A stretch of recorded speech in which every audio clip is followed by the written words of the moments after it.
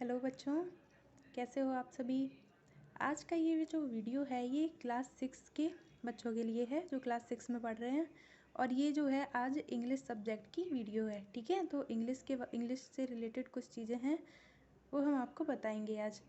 तो चलिए क्लास 6 वाले बच्चे स्पेशली देखिएगा वीडियो अच्छे से और फिर नोट्स ज़रूर बनाइएगा और फिर फ़ोटो भी डालिएगा ग्रुप पे, ठीक है। हम चेक करेंगे अच्छे से बनाना नोट्स और अच्छे से समझिए। चलो स्टार्ट करते हैं। तो सबसे पहले हम बात करते हैं, आज हम आपको बताएंगे सिनोनियम्स के बारे में, ठीक है। सिनोनियम्स, अब सिनोनियम्स होता क्या है। तो सिनोनियम्स जो है इसको हिंदी में आपने पढ़ा होगा पर्यायवाची शब्द, शायद आपको याद भी आ रहा होगा कि जिनका अर्थ समान होता है उनको बोलते हैं पर्यायवाची। तो जैसे आपने हिंदी में पर्यायवाची शब्द पढ़े हुए हैं ऐसे ही इंग्लिश में जो है पर्यायवाची शब्द को सिनोनियम्स बोला जाता है, ठीक है। तो अगर डेफिनेशन की अगर हम बात करें तो डेफिनेशन होती है, इंग्लिश में डेफिनेशन है, synonyms are those words which have similar meaning, ठीक है। सिनोनियम्स का मतलब पर्यायवाची बोलते हैं हिंदी में। आर दोज वर्ड्स ऐसे शब्द हैं विच जिनका हैव मीन्स होता है सिमिलर मीनिंग में समान अर्थ, यानी कि ऐसे शब्द जिनका समान अर्थ होता है उन्हें हम सिनोनियम्स कहते हैं, ठीक है। हिंदी में भी मैंने लिखा हुआ है जिससे आपको अच्छे से समझ में आ जाए। ऐसे शब्द जिनका अर्थ समान होता है सिनोनियम्स कहलाते हैं, ओके। अब हम देखते हैं कुछ एग्जाम्पल के थ्रू आपको समझाते हैं। जैसे कि एक एग्जाम्पल मैंने लिखा है सेफ़। सेफ़ शब्द आपने सुना होगा, SAFE सेफ़, ठीक है। सेफ़ का मतलब होता है सुरक्षित, जैसे बोलते हैं हाँ वो सेफ़ है ना, बच गया, ठीक है। तो सेफ़ का मतलब क्या होता है, सुरक्षित है, सुरक्षित कोई भी चीज़। ऐसे ही सिक्योर, ये भी शब्द आपने सुना होगा, इसका मतलब भी होता है सुरक्षित। तो दोनों का अर्थ लगभग समान आ रहा है, सेफ़ बोलो या सिक्योर बोलो, मतलब लगभग एक जैसा ही हो रहा है ना, सुरक्षित। तो ये एक दूसरे के क्या कहे जाएंगे, सिनोनियम्स कहे जाएंगे, ठीक है। अब हम आपको कुछ और एग्जांपल्स दिखाते हैं, ये आपको याद करने हैं, अच्छे से समझना और फिर लर्न करना, ठीक है।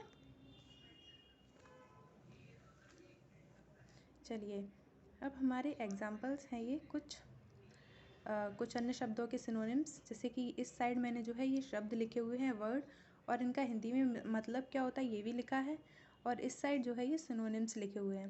बच्चों एक चीज़ और बता दें, एक शब्द के एक से ज़्यादा सिनोनिम्स भी हो सकते हैं, ठीक है। जैसे मैंने यहाँ पे एक शब्द का एक ही सिनोनिम्स लिखा है, लेकिन एक से ज़्यादा भी हो सकते हैं, ठीक है। तो चलो हम देखते हैं। सबसे पहला है फाल्स। फाल्स का मतलब होता है झूठ या फिर गलत, है ना। तो फाल्स को सिनोनियम्स हो जाएगा अनट्रू। इसका मतलब भी यही होता है झूठ, मतलब अनट्रू, अन का मतलब नहीं और ट्रू का मतलब सही, तो मतलब जो सही नहीं है तो मतलब वो गलत है। तो फाल्स का हो गया सिनोनिम्स अनट्रू।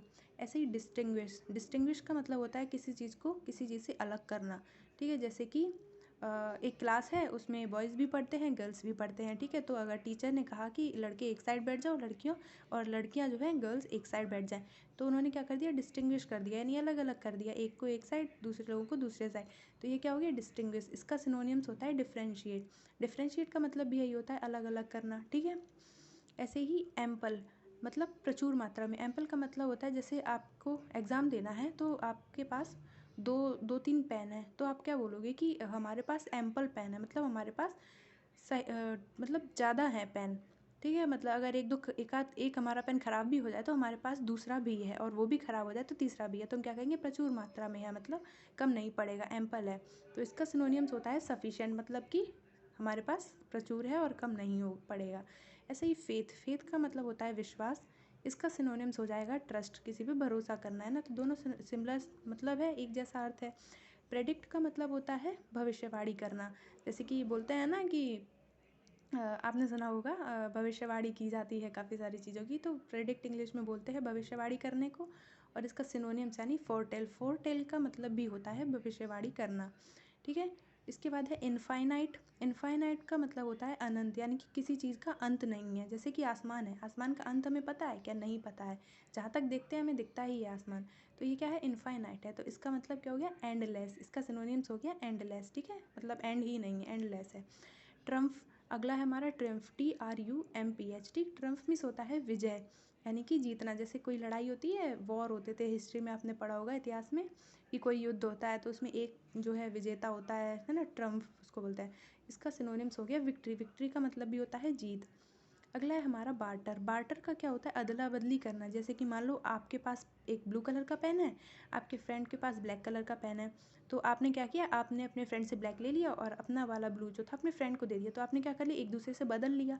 तो ये इसी चीज़ को बोलते हैं बार्टर, यानी कि एक दूसरे की चीज़ों को अदला बदली करना, ठीक है। और बार्टर का सिनोनिम्स होता है जो हमारा, वो होता है एक्सचेंज, यानी कि बदलना एक दूसरे से, ठीक है। तो ये दोनों का अर्थ भी सेम है।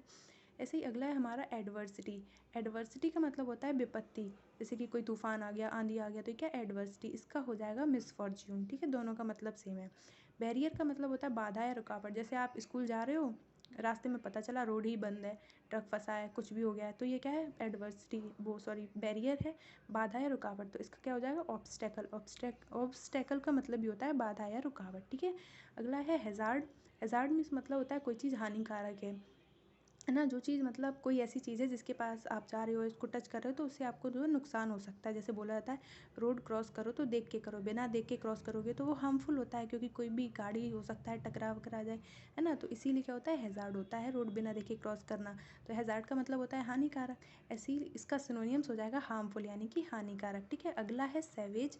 सैवेज का मतलब होता है असभ्य। जैसे कि हमारा मैनर होता है कि हमें सुबह जाके टीचर्स को गुड मॉर्निंग बोलना चाहिए, है ना।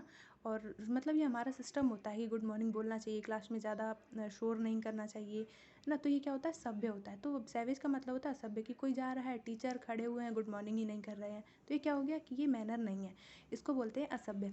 तो सैवेज का मतलब होता है असभ्य और इसका सिनोनिम्स होता है वाइल्ड, ठीक है बच्चों। तो आपको ये समझ में आ गया होगा, क्लास 6 वाले बच्चों के लिए है, और दूसरे क्लास के बच्चे भी चाहे तो वो भी देख सकते हैं और नोट्स भी बना सकते हैं, सभी को काम आएगा। स्पेशली क्लास 6 वालों के लिए है, अच्छे से नोट्स बना लेना और ग्रुप पे नोट्स की वो फ़ोटो भी डालिएगा, ठीक है। अगली वीडियो फिर हम डालते हैं। Okay bye.